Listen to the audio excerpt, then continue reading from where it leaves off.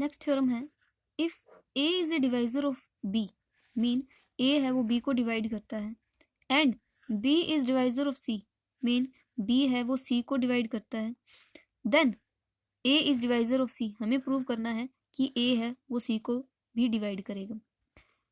In short कि अगर A B को डिवाइड करता है, बी सी को डिवाइड करता है, तो ए है वो सी को डिवाइड करेगा, हमें ये प्रूव करना है। नाउ ए है वो बी को डिवाइड करता है, तो then by definition of divisibility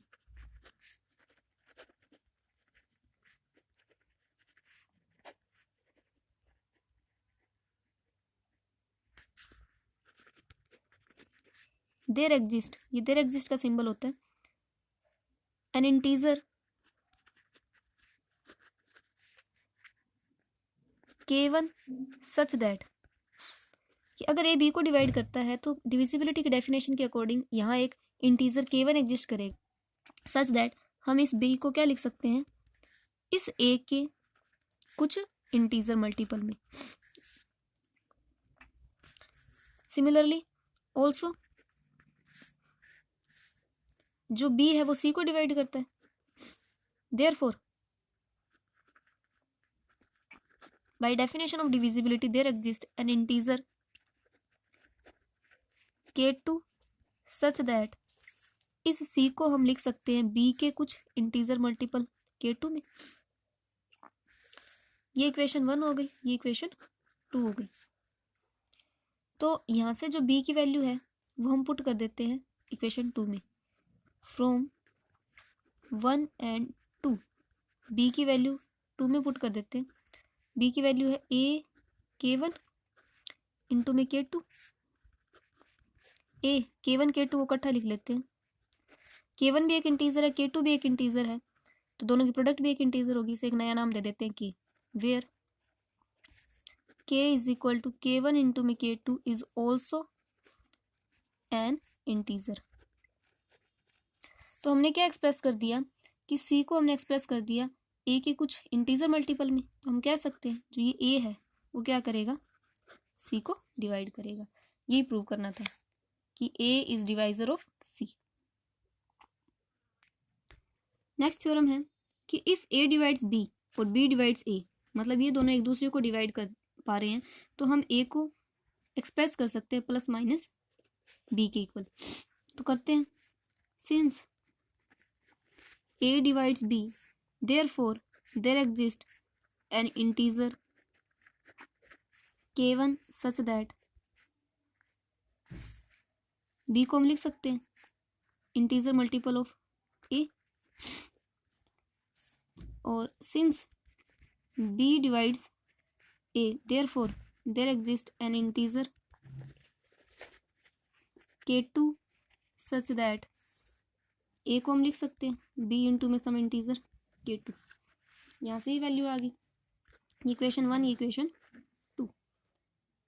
यहाँ से हम A की वैल्यू 1 में पुट कर देते हैं, फ्रॉम 1 B है इक्वल A इंटू में K1, A की वैल्यू B इंटू में K2 इंटू में K1 पड़ा। तो यहाँ से B से B कैंसिल आउट करने के बाद में वैल्यू आ जाएगी 1 is equal to K1 into में K2। अब हमें पता है कि कोई भी दो इंटीजर की मल्टीप्लाई 1 कब हो सकती है, this is possible only if both K1 and K2 are either -1 और 1। अगर या ये तो दोनों 1 के इक्वल हो तो इन दोनों की प्रोडक्ट बना सकती है, दोनों के दोनों -1 के इक्वल हो तो इनकी प्रोडक्ट बना सकती है। अगर मैं K1 और K2 दोनों की वैल्यू 1 1 लूँ तो A और B इक्वल आ जाएंगे, A B के इक्वल हो जाएगा।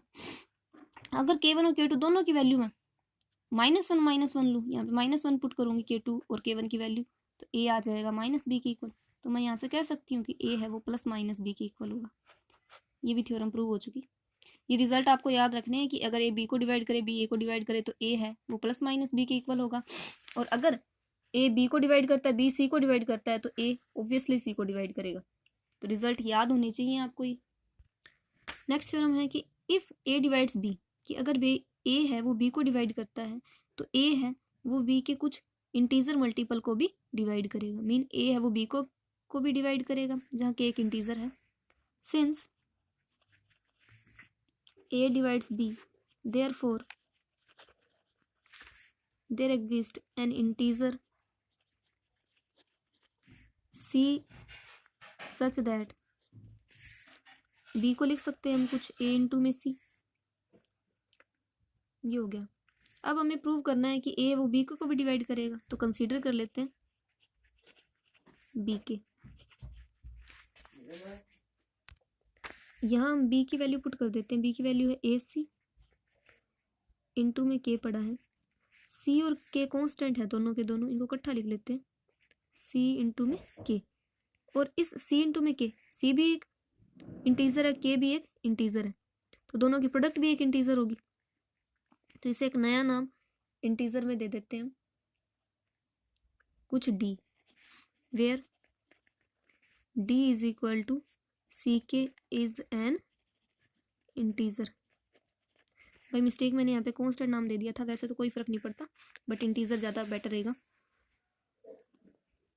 तो यहाँ से हमने क्या एक्सप्रेस कर दिया, बी के को हम लिख पा रहे हैं सम इंटीजर मल्टीपल ऑफ ए। तो हम कह सकते हैं bye definition of divisibility A divide करता है बी के को। यही प्रूव करना था। नेक्स्ट थ्योरम है कि if A divides B and A divides C then A divides B plus C and A divides B minus C. कि अगर कोई नंबर बी और सी दोनों को डिवाइड करता है तो ये ए नंबर है वो बी और सी के एडिशन को भी डिवाइड करेगा और इन दोनों के सब्ट्रैक्शन को भी डिवाइड करेगा। तो गिवन है कि ए है वो बी को डिवाइड करता है और ए सी को भी डिवाइड करता है। तो बाय डेफिनेशन ऑफ डिविजिबिलिटी हमें इसके लिए इंटीजर k1 मिलेगा और दूसरे के लिए इंटीजर k2 मिलेगा। कि हम b को लिख सकते हैं इंटीजर मल्टीपल ऑफ a और c को लिख सकते हैं इंटीजर मल्टीपल ऑफ a। अब हमें प्रूव करना है कि a है वो b प्लस सी को डिवाइड करता है, तो b प्लस सी कंसिडर कर लेते हैं। b की वैल्यू पुट कर देंगे, c की वैल्यू पुट कर देंगे, a कॉमन लेने के बाद में बचेगा k1 plus k2। k1 plus k2, k1 और k2 दोनों इंटीजर है तो एडिशन भी एक इंटीजर होगा, तो इसे एक नया नाम k दे देते हैं। तो यहाँ से b plus C is equal to A K आ जाएगा। तो यहाँ से क्या पता चल रहा है कि जो b प्लस सी को हम कुछ इंटीजर मल्टीपल ऑफ a की फॉर्म में लिख पा रहे हैं। तो यहाँ से by definition of divisibility a divides b plus C. Similarly b minus C निकाल लेंगे, b और c की वैल्यू पुट करेंगे, a कॉमन लेने के बाद में बचेगा k1 माइनस k2, ये भी एक इंटीजर होगा, इसे एक नया नाम k डैश दे देंगे। तो b माइनस सी को हम एक्सप्रेस कर पा रहे हैं a इंटू में k डैश, मतलब सब इंटीजर मल्टीपल ऑफ a। तो bye definition of divisibility a है वो b माइनस सी को भी डिवाइड करेगा। यही हमें प्रूव करना था कि a है दोनों के एडिशन को भी डिवाइड करेगा और सब्ट्रैक्शन को भी डिवाइड करेगा। नेक्स्ट थ्योरम है कि if a divides b and a divides c then a divides bx plus cy where x and y are integer. कि अगर a b को डिवाइड करता है और a c को भी डिवाइड करता है तो a है वो bx प्लस cy को भी डिवाइड करेगा जहाँ x और y इंटीजर्स होंगे। तो a है वो b को डिवाइड करता है, a है वो c को भी डिवाइड करता है। तो बाय डेफिनेशन ऑफ डिविजिबिलिटी हमें इसके लिए इंटीजर k1 मिलेगा, इसके लिए इंटीजर k2 मिलेगा। कि हम b को लिख सकते हैं a इंटू में k1 और c लिख सकते हैं a इंटू में k2। कंसिडर करते हैं bx प्लस cy। तो b की वैल्यू पुट कर देंगे, c की वैल्यू पुट कर देंगे, इन दोनों में a कॉमन आ रहा है तो बचेगा ब्रैकेट में k1x प्लस k2y। k1 और x दोनों के दोनों इंटीजर है तो मल्टीप्लाई भी एक इंटीजर, k2y, k2 और y भी इंटीजर है, दोनों की मल्टीप्लाई भी एक इंटीजर। इंटीजर इंटीजर का एडिशन भी एक इंटीजर होता है, तो इसे एक नया नाम दे देते हैं k, जो कि एक इंटीजर होगा। तो ये हो गया bx plus cy is equal to a के। तो हमने bx प्लस cy को एक्सप्रेस कर दिया some integer multiple of a। यहाँ से डेफिनेशन ऑफ डिविजिबिलिटी लगाने पे पता चलता है कि a है वो bx प्लस cy को भी डिवाइड करेगा। ये थ्योरम हो गई। नेक्स्ट थ्योरम है कि if a divides b and b is non zero then magnitude of a less than equal to magnitude of b। कि अगर a है वो b को डिवाइड करता है और b है वो नॉन जीरो वैल्यू है तो हमेशा जो a का जो मॉडुलस होगा यानी कि मैग्नीट्यूड कर दो या मॉडुलस, वो लेस देन इक्वल टू होगा modulus of b। Since a b को डिवाइड करता है तो बाय डेफिनेशन ऑफ डिविजिबिलिटी वहाँ पे हमें एक इंटीजर k मिलेगा सच दैट b को हम लिख सकते हैं some integer multiple of a। अब b नॉन जीरो है, b अगर नॉन जीरो तो a के भी नॉन जीरो होगा। कोई भी दो एलिमेंट की प्रोडक्ट नॉन जीरो कब होती है, जब वो दोनों के दोनों एलिमेंट ही क्या हो, नॉन जीरो। मीन की भी क्या होगा, नॉन जीरो।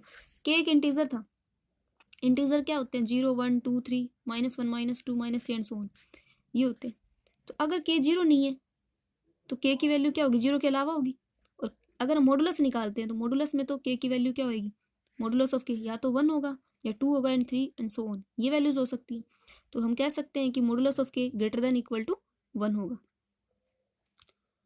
अब जो वैल्यू गिवन थी b इक्वल टू ए के, दोनों तरफ मॉडुलस ले लेते हैं, तो b का मॉडुलस मल्टीप्लाई पे मॉडुलस लगाते हैं तो अलग अलग मॉडुलस हो जाता है, a का मॉडुलस इंटू में k का मॉडुलस, बट k का modulus greater than equal to 1 है, इसको हम पुट कर देते हैं ग्रेटर देन इक्वल टू 1। तो मॉडुलस ऑफ a को 1 से मल्टीप्लाई करेंगे मॉडुलस ऑफ a, और इस साइड पड़ा है मॉडुलस ऑफ b, और यहाँ पे है ग्रेटर देन इक्वल टू का साइन। तो यहाँ से प्रूव हो गया कि b का जो मॉडुलस है वो ग्रेटर देन इक्वल टू होगा a का मॉडुलस। नेक्स्ट थ्योरम है if a divides b and b is less strictly less then a, b है वो a के इक्वल नहीं है, हमेशा क्या होगा b है वो स्ट्रिक्टली लेस देन होगा a के, where a is non zero and a b both are non negative integers, then b is equal to 0।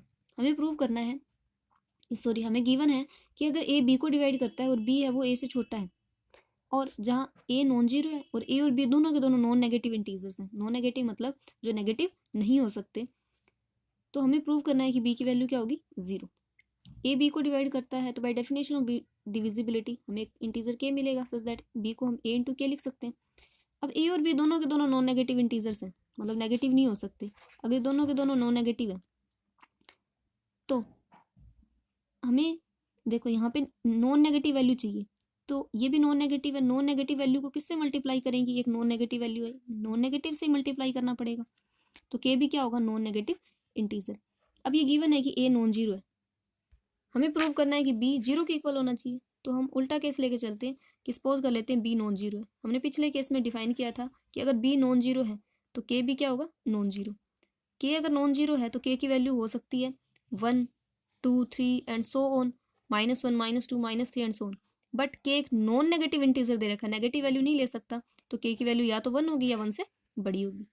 तो जो हमने पीछे निकाला था result b is equal to A K, यहाँ पर के की वैल्यू 1 या 1 से बड़ी पुट कर देते हैं, mean k is greater than equal to 1, तो यहाँ पे आ जाएगा a k is greater than equal to a into 1, a into 1 करेंगे ए, और यहाँ पे आ जाएगा result b is greater than equal to a. But हमें तो ये गिवन है कि b तो स्ट्रिक्टली लेस देन ए है, और यहाँ से पता चल रहा है कि b या तो a से बड़ा है या a के बराबर है, तो ये दोनों फैक्ट एक दूसरे को कॉन्ट्राडिक्ट कर रहे हैं। कॉन्ट्राडिक्ट कब कर रहे हैं, जब हम लेके चले कि b नॉन जीरो है, इसका मतलब b क्या होगा 0।